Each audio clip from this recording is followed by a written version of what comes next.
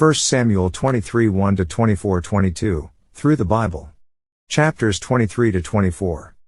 Theme: God's protection and care of David in exile. David continues to flee with his 600 men. Jonathan contacts David and strengthens his hand in God. David spares Saul's life at En-Gedi. David fights the Philistines. Then they told David, saying, "Behold, the Philistines fight against Keilah, and they rob the threshing floors." Therefore David inquired of the Lord, saying, "Shall I go and smite these Philistines?" And the Lord said unto David, "Go, and smite the Philistines, and save Keilah." And David's men said unto him, "Behold, we be afraid here in Judah, how much more than if we come to Keilah against the armies of the Philistines?" Then David inquired of the Lord yet again. And the Lord answered him and said, "Arise, go down to Keilah, for I will deliver the Philistines into thine hand." So David and his men went to Keilah, and fought with the Philistines, and brought away their cattle, and smote them with a great slaughter. So David saved the inhabitants of Keilah. 1 Samuel 23 1-5. The Philistines, the perpetual enemies of Israel, were robbing the people of Keilah of their grain supply. Notice that David seeks God's will before he attempts to deliver Keilah. David is acting to protect these people, God's people, although he continues to flee from Saul. When Saul learns that David and his men are contained in a walled city, he rushes his army down to capture them. Again David inquires of the Lord what his course of action should be. The Lord warns him to flee because the men of Keilah will not protect him from Saul, in spite of the fact that he has been their deliverer. Then David and his men, which were about 600, arose and departed out of Keilah, and went whithersoever they could go. And it was told Saul that David was escaped from Keilah, and he forbare to go forth. 1 Samuel 23:13. That is, David's men scattered. They didn't move out as an organized army. Saul pursues David, and Jonathan and David make a covenant.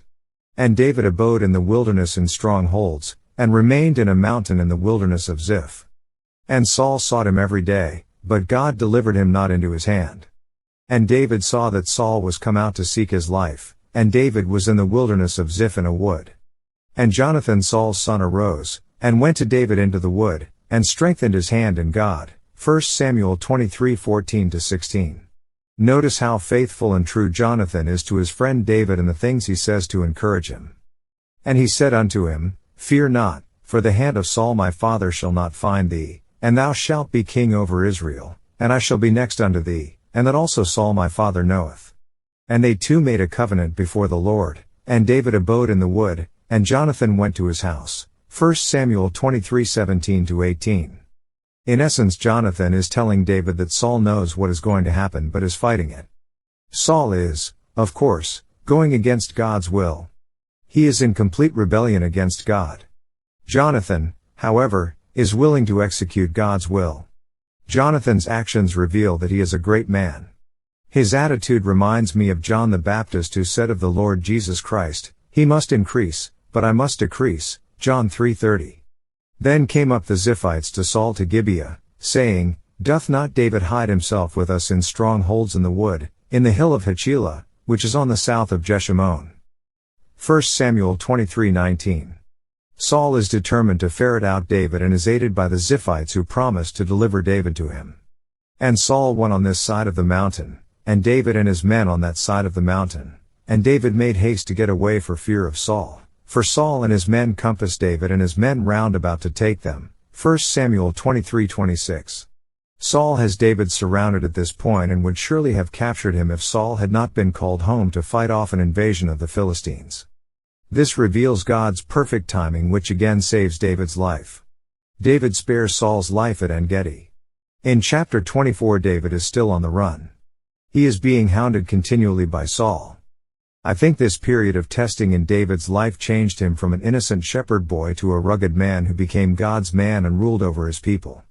And it came to pass, when Saul was returned from following the Philistines, that it was told him, saying, "Behold, David is in the wilderness of En-Gedi." Then Saul took 3,000 chosen men out of all Israel, and went to seek David and his men upon the rocks of the wild goats. 1 Samuel 24 1-2. David had gone to a rugged place to hide. Saul went looking for David with an army of 3,000 men, while David had only 600 men. Saul's army greatly outnumbered David's, but David made up for this imbalance by using strategy. Also, he knew the area and his men were rugged men, indeed.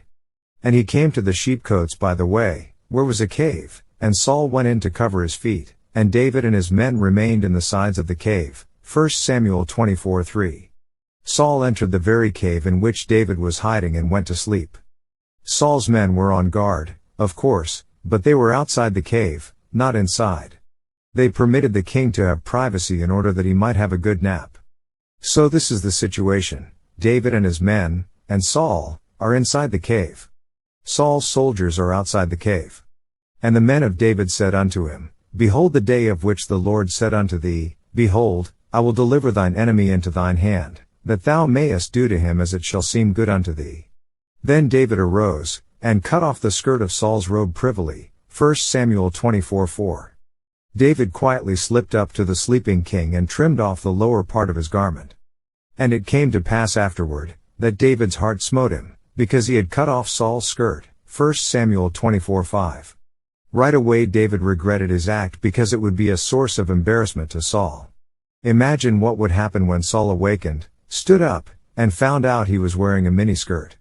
And he said unto his men, The Lord forbid that I should do this thing unto my master, the Lord's anointed, to stretch forth mine hand against him, seeing he is the anointed of the Lord. 1 Samuel 24:6. David respected the office of king, although he may not have respected the man. May I interject a thought at this particular point? I personally do not feel that the President of the United States, regardless of his party or character, should be made the subject of a cartoon or the object of ridicule. In a democracy, of course, he can be criticized, but to make our president a subject of ridicule, as do some cartoonists and some comedians, is entirely wrong. Now this is just my personal opinion, but I think that we ought to have more respect for the office than we do. We live in a country that has its faults, but it has been a great country for most of us, and its offices and officers should be respected. It is interesting to note that although David is being hunted by Saul, David will not lay a hand on him. Why? Because Saul is God's anointed. David is going to let God deal with the king. My, if we could only come to the place where we would let God handle our enemies. As a rule we want to take care of them, but God can do a much better job. We are told in Romans 12:19, Dearly beloved, avenge not yourselves, but rather give place unto wrath, for it is written, Vengeance is mine, I will repay, saith the Lord. When we take things in our own hands, we are no longer walking by faith. We are not trusting God. What we are really saying is, Lord, we cannot trust you to handle this the way we want it handled, so we are going to do it ourselves. David, however, is going to let God handle Saul. David is sorry he has cut off Saul's skirt. His conscience disturbs him because he has made the king an object of ridicule. So David stayed his servants with these words, and suffered them not to rise against Saul. But Saul rose up out of the cave, and went on his way. 1 Samuel 24:7. Several of David's men had no use for Saul and would have killed him in a minute, but David would not permit it.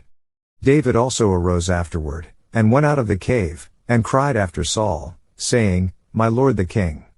And when Saul looked behind him, David stooped with his face to the earth, and bowed himself. 1 Samuel 24:8. Notice once again that although David may not respect Saul personally, he does have respect for Saul's office. And David said to Saul, Wherefore hearest thou men's words, saying, Behold, David seeketh thy hurt? Behold, this day thine eyes have seen how that the Lord had delivered thee today into mine hand in the cave, and some bade me kill thee, but mine I spared thee, and I said, I will not put forth mine hand against my Lord, for he is the Lord's anointed. 1 Samuel 24:9-10. David had demonstrated to Saul that he was not seeking his life. Saul had been told, and wrongly so, that David was out to get him. Nothing could have been further from the truth. I think David was very much misunderstood, maligned, and misrepresented by both friend and enemy. David's act of mercy in sparing Saul's life should have made it abundantly clear that he was not seeking the king's life. As David continues to reason with him, Saul actually weeps. And it came to pass, when David had made an end of speaking these words unto Saul, that Saul said, Is this thy voice, my son David? And Saul lifted up his voice, and wept. And he said to David, Thou art more righteous than I, for thou hast rewarded me good, whereas I have rewarded thee evil. 1 Samuel 24:16-17. Now notice Saul's amazing statement. And now, behold, I know well that thou shalt surely be king, and that the kingdom of Israel shall he established in thine hand. 1 Samuel 24:20. This is an amazing confession coming from Saul. Saul realizes that what David has said is true and is greatly moved by the fact that he has spared his life. Then Saul acknowledges the fact that one day David will be king. Swear now therefore unto me by the Lord, that thou wilt not cut off my seed after me, and that thou wilt not destroy my name out of my father's house. And David sware unto Saul. And Saul went home, but David and his men gat them up unto the hold. 1 Samuel 24:21-22. After their conversation Saul returns home, but David and his men go to their stronghold. David still does not trust Saul. David goes farther and farther into the wilderness to hide, because he knows there will come a day when Saul will come after him again. I am of the opinion that Saul is actually demon-possessed at this time. We are told that an evil spirit had come upon him.